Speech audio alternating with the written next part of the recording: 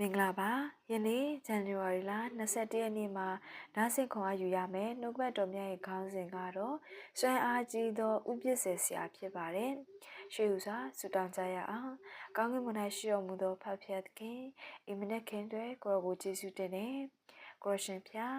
ဤကြားနာရမည်နှုတ်ဘတ်သတင်းစကားနဲ့တူပါရှိ၍ကောင်းချီးပေးသနာတော်မူပါဤသတင်းစကားအားဖြင့်ဝိညာဉ်ခေါ်အားဆောက်တည်စရာဖြစ်ဖို့ရန်ကိုရှင်မဆပေးနာတော်မူပါဆုတောင်းသောအခါယေရှုနာမကိုမြင်ပြုရတောင်းလျှောက်ပါရဲ့ပါအာမင်ဟေဘဲခန်းကြီးနှင့်ခန်းငယ်19ဖြစ်ပါတယ်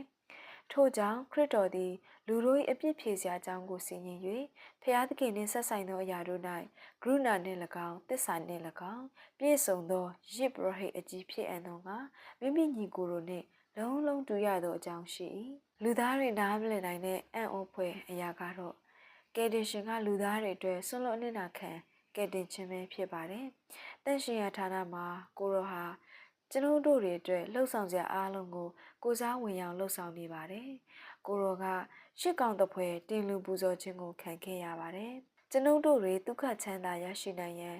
ကိုရောဟာဒုက္ခဝင်ရောက်ခံယူပေးခဲ့ရပါတယ်။အဲ့ဒီလိုကိုရောဝင်ရောက်ဆွန့်လွတ်အနစ်နာခံခြင်းကိုကျွန်ုပ်တို့သိရပြီးတော့ကျွန်ုပ်တို့ရဲ့စိတ်နှလုံးသားလေးကြေကွဲခဲ့ရပါတယ်။ကိုရောဟာကယ်တင်ခြင်းလုပ်ငန်းစဉ်အတွက်ဆောင်ရွက်တဲ့နေရာမှာ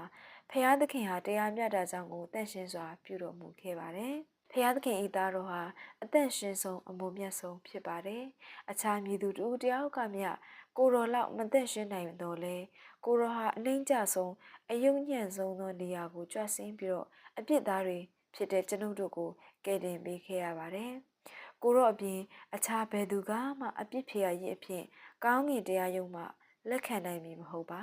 ကိုရောတပါးဒီသာလဲဖျားသခင်မျက်နှာသာရခြင်းနဲ့လူသားတွေရဲ့ထာဝရအသက်လည်းပြန်လည်ရရှိရေးကိုပြုလုပ်ပေးနိုင်မှာဖြစ်ပါတယ်ခရစ်တော်ကအပြစ်တွင်ကြောက်ရွံ့နေတဲ့သူတွေကိုကယ်နှုတ်ဖို့ရန်အတွက်ဘယ်ခွင့်ရေးမျိုးရှိပါသလဲကောင်းကင်နိုင်ငံတော်ရဲ့အုပ်ချုပ်ရေးအခြေခံမူနဲ့ကိုင်းညီစေမဲ့ရစ်ပူစော်ခြင်းခွင့်ရေးသူ့မှာရှိပါတယ်ကိုရောကိုကယ်တင်ရှင်ဖြစ်လက်ခံသူတိုင်းကိုကယ်တင်ရန်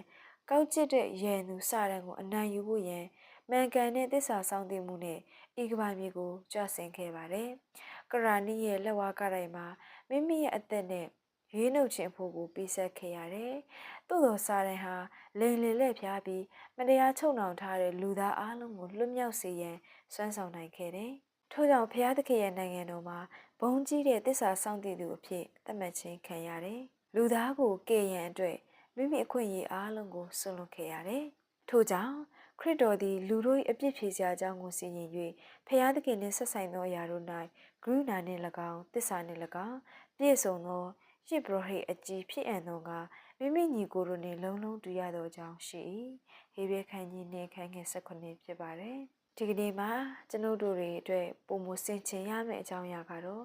နောက်ဆုံးအကြိမ်ယေရှုဟာယန်သူလက်မှ